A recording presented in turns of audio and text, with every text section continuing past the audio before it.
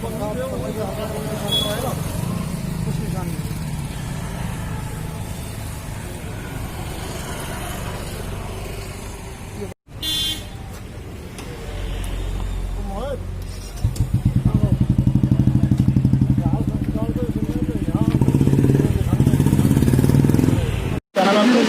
कुमार पाठक।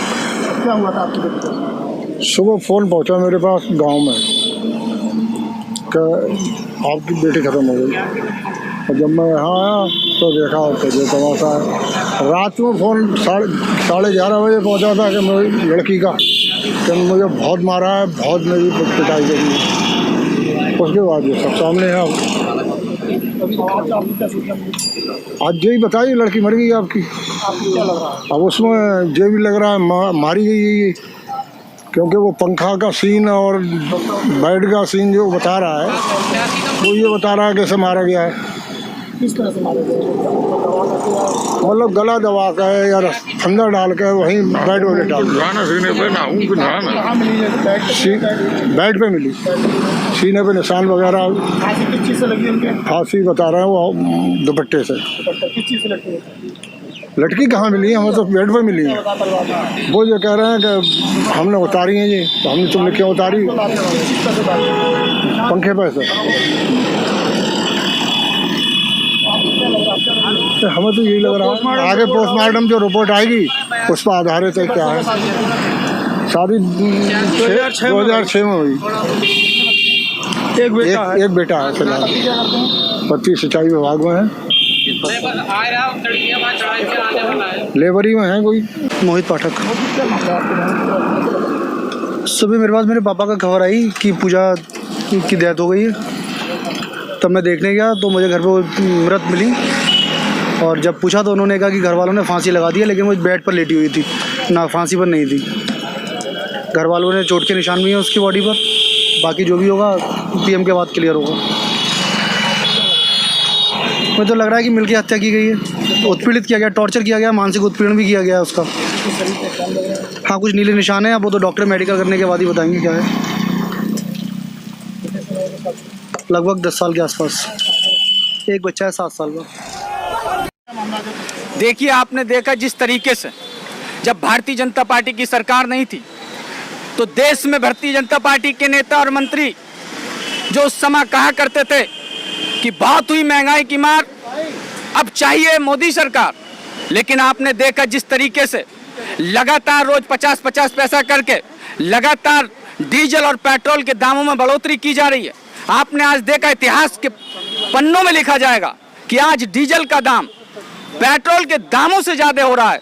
क्योंकि जो किसान, आप देखिए किसान क्या करेगा, सबसे ज्यादा डीजल का उपयोग मैं कहता हूं किसान की यंत्र बनाने में और उनके संयंत्र बनाने में काम होता है। लेकिन भारतीय जनता पार्टी की यह जन विरोधी सरकार ने किस तरीके से आज डीजल का दाम पेट्रोल के दाम से ज्यादा हो गया है, इसी के विरोध में आज हम यहाँ बैठे हैं। और आपने देखा उत्तर प्रदेश में ये भारतीय जनता पार्टी की सरकार, योगी सरकार ने, चाहे खनन आपने देखा होगा हमारे, इन्होंने किस तरीके से घोटाले लगातार, चाहे शिक्षक विभाग की बात हो, चाहे तमाम ऐसे घोटाले हैं जो उजागर नहीं करना चाहते, घोटालों में लिप्त हैं। और भारतीय जनता पार्टी के मंत्री और भारतीय जनता पार्टी के नेताओं के प्रतिनिधि इसमें संलिप्त हैं, लेकिन भारतीय जनता पार्टी इनको बचाने का काम कर रही है। आज इसी संदर्भ में हम सब लोग यहाँ बैठे हैं और हम लोग यहाँ विरोध जता रहे हैं अपना गांधीवादी तरीके से कि जिस तरीके से पेट्रोल के दामों में बढ़ोतरी की गई है, डीजल के दामों में बढ़ोतरी की गई है, उनको पुनः वापस किया जाए। क्योंकि कांग्रेस पार्टी जनता के हित के लिए संघर्षों पे संघर्ष करेगी, सड़कों पे उतर के संघर्ष करेगी, और हम सब लोग जेल जाने को भी तैयार हैं। क्योंकि जो जनता के हित की सरकार नहीं होगी, वो सरकार इस प्रदेश में और इस देश में चलने के, इस कुर्सी पे बैठने के अधिकार नहीं है। हमारी कांग्रेस पार्टी की राष्ट्रीय अध्यक्ष श्रीमती सोनिया गांधी, उत्तर प्रदेश की प्रभारी प्रियंका गांधी जी और हमारे प्रदेश के अध्यक्ष अजय कुमार लल्लू जी के आह्वान पर ये जो उपवास पे हम लोग यहाँ पर बैठे हैं, इसका मुख्य कारण है जो 69,000 शिक्षकों की जो भर्ती उत्तर प्रदेश में हुई थी, इसमें बहुत बड़े पैमाने पर जो है घोटाला किया गया है, जिसको लेकर हम ये चाहते हैं कि बिल्कुल न्याय होना चाहिए। और न्याय के साथ साथ जो पात्र हैं इसके, उन लोगों को नौकरी मिलना चाहिए, ना कि घोटालेबाजी करके इस तरीके से जो है गलत तरीके से धांधलीबाजी की है, ये धांधलीबाजी रुकना चाहिए और निष्पक्षता से बिल्कुल जो है सिलेक्शन होना चाहिए। दूसरी चीज़ है, जैसा आप देख रहे हैं कि 2014 तक जब कांग्रेस की सरकार थी, डॉक्टर मनमोहन सिंह साहब जब प्रधानमंत्री थे, तो 141 रुपये डॉलर के हिसाब से प्रति बैरल पेट्रोल के पदार्थों के जो है क्रूड ऑयल के जो रेट थे, उस समय जो पेट्रोल की कीमतें थी वो हमारी 65-70 रुपये के आसपास रह रही थी। आज जो है पूरी दुनिया के अंदर जो है इंटरनेशनल मार्केट में क्रूड ऑयल की कीमतें कम हुई हैं, कम क्या आधी हुई हैं, लगभग $70 के हिसाब से जो है लगभग जो है क्रूड ऑयल जो है मिल रहा है प्रति बैरल के हिसाब से, और कीमतें अगर उससे कंपेरिजन आप करेंगे तो 1.5 गुना बढ़ी हुई है। तो हमारे ये समझ में नहीं आ रहा है कि ये किस तरीके से, इस तरीके से जो है केंद्र सरकार चल रही है।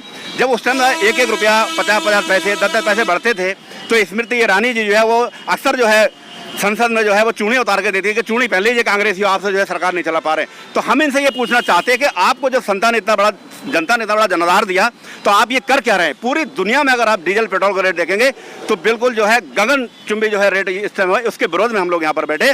और अब हम ये चाहते हैं कि डीजल और पेट्रोल के दाम कंट्रोल होने चाहिए। दूसरा, आज तक पूरे आज़ाद हिंदुस्तान के इतिहास में कभी भी ऐसा नहीं देखा गया कि डीजल और पेट्रोल के दाम एक बराबर हों। कल की बिल्कुल रिसेंट खबर थी, दिल्ली में डीजल 1-8 पैसे ऊपर था और पेट्रोल कम था। ये बहुत शर्म की बात है। आप देखते हैं कि पेट्रोल की गाड़ियाँ महंगी मिलती, पेट्रोल की गाड़ियाँ सस्ती मिलती है, डीजल की गाड़ियाँ महंगी मिलती। आज जो है डीजल के दाम ऊपर जा रहे हैं, पेट्रोल कम। ये क्या हिसाब किताब मेरी समझ में नहीं आ रहा है। बिल्कुल पूरी तरह से ये अर्थव्यवस्था को चौपट करे हुए हैं, पूरी तरह से इन्होंने देश को जो है एकदम खोखला करके रख दिया है। इसलिए मुझे लगता है कि वो देश चलाने के सक्षम नहीं है, इसलिए उन्हें नैतिकता के आधार पर इसे जनता आवाम के हिसाब से प्रधानमंत्री को रिजाइन दे देना चाहिए। मैं तो उनसे मांग करता हूँ।